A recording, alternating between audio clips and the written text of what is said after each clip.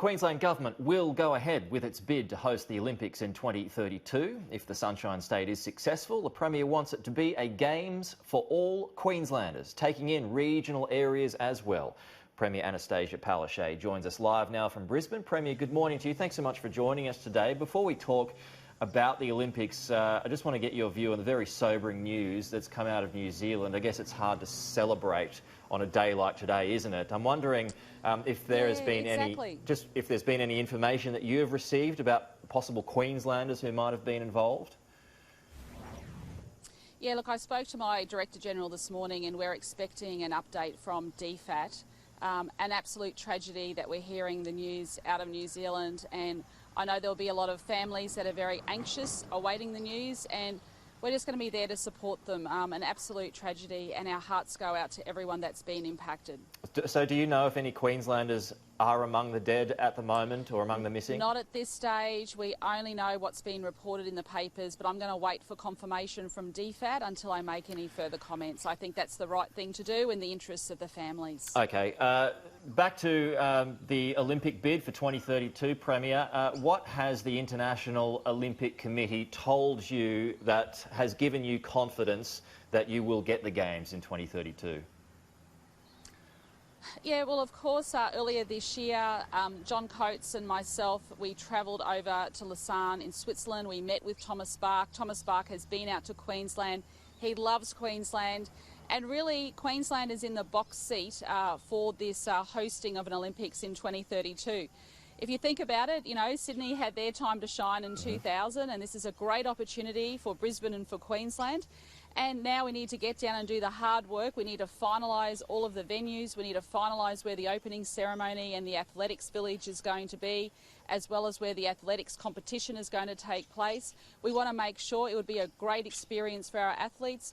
But also, too, I think Queensland showed that with the Commonwealth Games, we can deliver a world-class event. And to have the eyes on Queensland, the tourism and trade benefits are just phenomenal. They run into the tens of billions of dollars. For the gamblers out there, Premier, what do you think Queensland's odds are of getting it?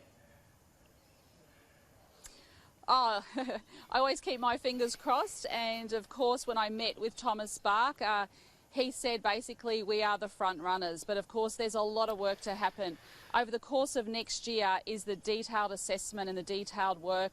We need to get down the fine-tuning of the costings, but the new norm means that it's not these big, huge Olympics that Australians are used to seeing across the world.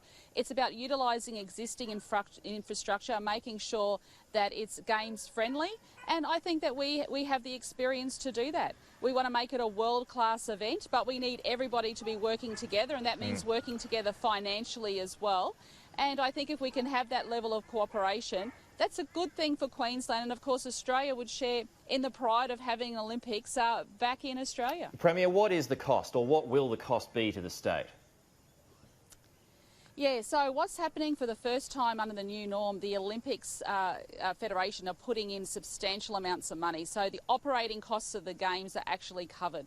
So what we now need to do, because we've got 80% of the venues, that's a huge tick, we need to work out those final venues and then work out the key infrastructure that's actually needed to bring about these Games. But also, too, it's infrastructure that Queensland would need.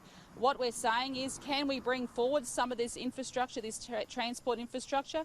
It would create, we've got estimates of over 130,000 jobs, so that's good for the Queensland economy. But also, too, having and hosting an Olympics gives incredible pride to Queenslanders to think, hang on a minute, this is a once-in-a-lifetime opportunity. We're in the box seat.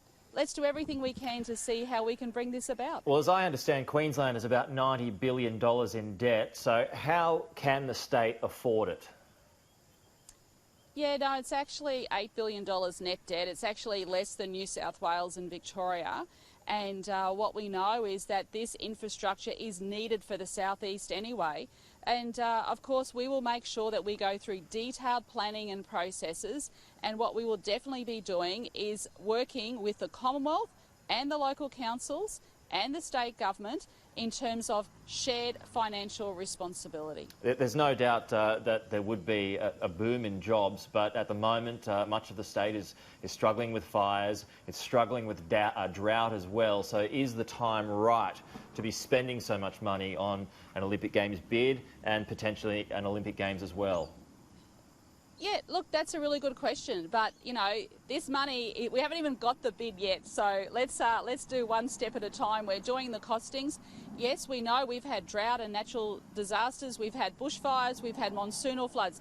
It has been a shocker of a year in terms of natural disasters. And you know what? Queenslanders have rallied together and we've got through it. We work best when we work together. And I think after a year that we've had, it's actually good to have something to look forward to. And this is about our children and future generations. And at the end of the day, you know, it's a great legacy to leave our kids. A lot of the cities that host the Olympic Games do end up falling into recession afterwards, Premier, although London was a rare success story. It basically rejuvenated the troubled eastern parts of London. Do you have a legacy plan, or will you be introducing a legacy plan for beyond the Games? Yeah, absolutely, and we do. We've already been talking about that, so there's a couple of things. The first thing is that any housing that's built, for example, for the athletes, we want to make sure that that is utilised as housing that can benefit Queenslanders into the future. And also, too, we've been talking about rejuvenating some areas that are a bit run down in the city and bringing about new venues, which is a positive. But also, too, what worked really well for the Commonwealth Games, we had a Coomera Indoor Centre. And the Coomera Indoor Centre is now utilised for that growing part of Queensland. It's one of the fastest growing parts of the country, actually, Coomera. And now it is utilised basically all the time. So we are looking at where we can place those legacy halls across the southeast, but also we want to make sure that we're delivering legacy items for the rest of Queensland as well. Premier, you are are a lot of work ahead of us, but I understand that. You are in election mode at the moment, and this will no doubt help you. I just want to finish up by asking you if you have any concerns. I don't think I'm in election mode yet. Well, give me a break. Well, come on. It's not till next October. You're always in election mode. Politicians are always in election mode when they're in office. But can I ask you, do you have any concerns about the federal wipeout this year and how that might affect you? Look, in terms of federal Labor, I had a great meeting with Anthony Albanese last week as well when I was down in Canberra. He's coming into Queensland this week. He's reaching out to voters. You know, I'm going to have a great working relationship with him.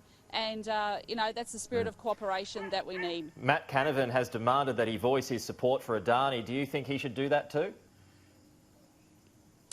Look, Anthony Albanese came out quite clearly yesterday backing our exports of coal.